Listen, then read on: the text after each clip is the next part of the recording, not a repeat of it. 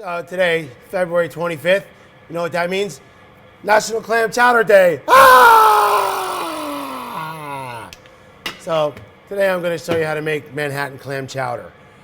Everybody in Cocoa Beach thus far that I've seen only make the New England Clam Chowder. For those of you that don't know the difference, that's the white one. I'm going to make the red one because that's where I'm from, and I want you to see that there's another alternative to clam chowder. So I've already taken the liberty and cut all my mirepoix. Mirepoix is a French term for onions, celery, and carrots. See how they're nicely cut in the same size pieces?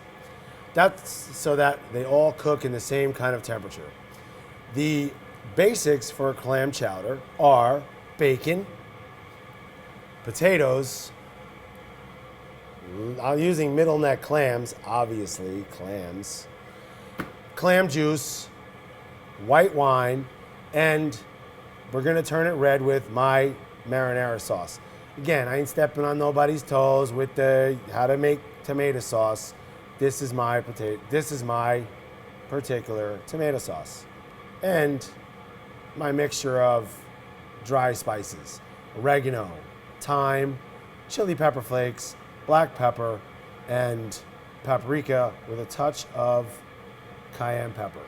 First, I'm going to take my clams and I'm going to put them in, and I'm going to put them into a medium hot sauté pan. Many clams as you like. More clams, more clam flavor. More clam flavor, more better. And then I'm going to take white wine and I'm going to cover the clams in white wine, because eventually we're going to need all of this clam juice in order to make our clam chowder taste like clams. So I'm going to open up my clams. I'm going to grab a little makeshift top, a to-go container, and just steam them. We're going to steam them open. As soon as those clams open up, we turn it off and I'm ready. While that's happening, I'm going to take my bacon and start making the soup.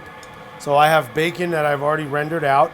I'm gonna leave the fat in there because more fat, more flavor, more better. Now I'm gonna take my ham that I've already chunked up, and I'm gonna saute the ham and bacon all together, releasing some more of that fat. While that's sauteing, we're gonna put in our onions, our mirepoix, onions, celery, carrots. At the same time, I'm gonna put in my raw diced potatoes because we need to cook the potatoes in the soup. So we're gonna saute all that together. Look how pretty that is. If you could smell this, you'd be unbelievably impressed. See all that bubbling going on? That's the clams cooking in their own juice. Whoa, whoa, it's like a Jiffy Pop. So we're gonna take the top off and just see what we look like. Almost. A couple of them are open. A couple of them need to be open. We just let that go. We'll come back to that in a minute. So we're sauteing our vegetables. Nice, flipping around.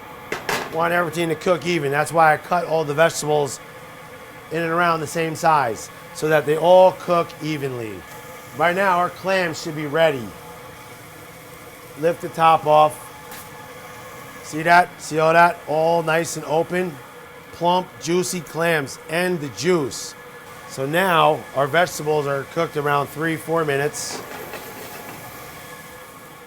We're gonna take that dried spice mix that I told you about. Season that. I'm gonna now take my chopped garlic because we don't want the garlic to burn. So we put the garlic in towards the end because you can see the size of the garlic and the size of the vegetables. That's what I'm talking about with the cooking temperatures.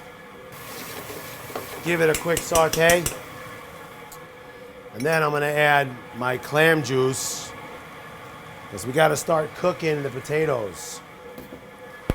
I'm gonna add my clam juice that I have from my new clams. I'm gonna do it lefty. Put all that juice in there. I'm gonna add a touch more of white wine because we're looking for a soup. Now we have some space for all the vegetables to cook in our liquid. Bring that to a boil. I'm gonna add my grandma's tomato sauce.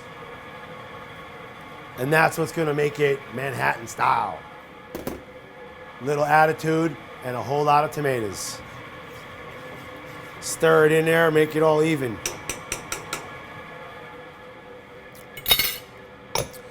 As you notice, we didn't use any salt yet because the clams and the bacon all possess an incredible amount of salt. So we're gonna season it at the end.